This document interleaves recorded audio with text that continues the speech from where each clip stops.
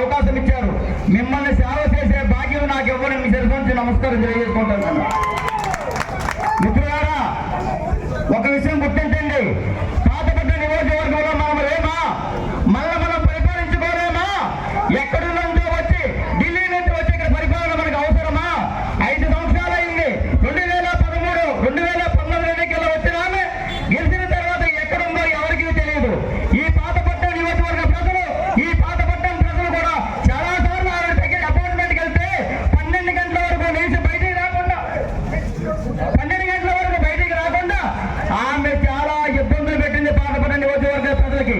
ఈ పాతపట్ట నియోజకవర్గ ప్రజలకు చేసింది ఆమె శూన్యం. ఎక్కడి నుంచో వచ్చి ఆమె చేసింది ఒకటి, ఇసుక మాఫియా.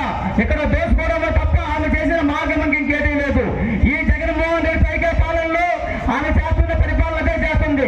ఈవినింగ్ అయితే వాళ్ళ పిఎల్ చేత డబ్బులు వచ్చిన లెక్క చేసుకోవడమే తప్ప ఆమె ప్రాథమిక తోలకు సమస్యలు ఏమీ తెలుసునని మీకు అందరికీ తెలియజేసుకుంటున్నాం. ఈ మధ్య ప్రజలు ఒకసారి వినండి. ఈ మధ్యన ఒక విషయం జరిగింది. ఏమీ లేదు. ఒక ఇంటర్వ్యూలో మామిడి గోవిందరావు ఇటు టికెట్ ఇచ్చారు. ఏంటమ్మా నీ అంశం అంటే, మామిడి గోవిందరావు ఎవరో తెలియదని చెప్పింది ఆ మేడం గారు. అంటే ఒక పాతపట్న నియోజకవర్గంలో ఒక జాతీయ పార్టీ తెలుగుదేశం పార్టీ అభ్యర్థిగా ప్రజలందరూ నన్ను సర్వేలో ఐవీఎస్లో నన్ను ఎన్నుకుంటే నాకు టికెట్ ఇస్తే నేను తెలియదని ఆమె చెప్పుకుంటే నాలాంటి వ్యక్తి తెలియనప్పుడు మనలాంటి పేద ప్రజల విషయం ఆమెకి ఏం చేస్తారని మిమ్మల్ని అడుగుతున్నాను నేను ఇక్కడ. ఆమె ఎవరో తెలుసు. పాతపట్న నియోజకవర్గ ప్రజలు ఎవరి దగ్గరికి వెళ్ళింది ఆవిడ? ఈ 5 సంవత్సరాల్లో ఎవరింటికి వెళ్ళింది ఆవిడ?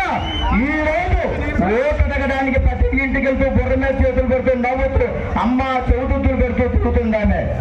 ప్రజలారా ఒకటి వినండి. ఆమె ఒకటే చెప్తుంది ప్రజలకి, తెలుగుదేశం పార్టీ వాళ్ళ దగ్గర డబ్బులు లేవు. మా దగ్గర దోసుకున్న జగన్ జేటాక్స్ వాళ్ళ దగ్గర దోసుకున్న డబ్బులు కోట్లు ఉన్నాయి. మీకు పర్వాలేదు. మా పిఆర్ కలెక్షన్ డబ్బులు కోట్లు ఉన్నాయి, పర్వాలేదు. డబ్బులు ఇచ్చి మన సేవ చేస్తున్నా పర్వాలేదు. మనం డబ్బులు ఇచ్చి ఓట్లు కొనేద్దామన్న ధీమత ఉందా మహాతల్లి? ప్రజలారా, పాతపట్ట నియోజకవర్గ ప్రజలారా, మీరు విజ్ఞానవంతులు. ఎవరు తప్పు చేసినా మీరు క్షమించరు. అది మా అందరికీ తెలుసు, నాకు కూడా తెలుసు.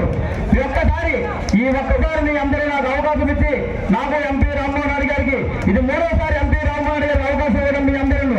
ఆయనకి ఈసారి కేంద్ర మంత్రిగా అవుతారు. పాతపట్ట నియోజకవర్గం 170 నియోజకవర్గాల్లో ఎన్నికబడే నియోజకవర్గం. ఈసారి ఎట్టి పరిస్థితులైనా మన నియోజకవర్గానికి విద్య, వైద్య, ఉపాధి అవకాశాలు మనకు కావాలి.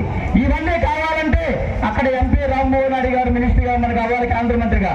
ఇక్కడ ఇండస్ట్రీస్ రావాలి, ఇక్కడ ఐఐటి కాలేజ్ రావాలి, ఇక్కడ మెడికల్ కాలేజ్ రావాలి, ఇక్కడ ఉపాధి అవకాశాలు, కుటీర పరిశ్రమలు మనకు రావాలి.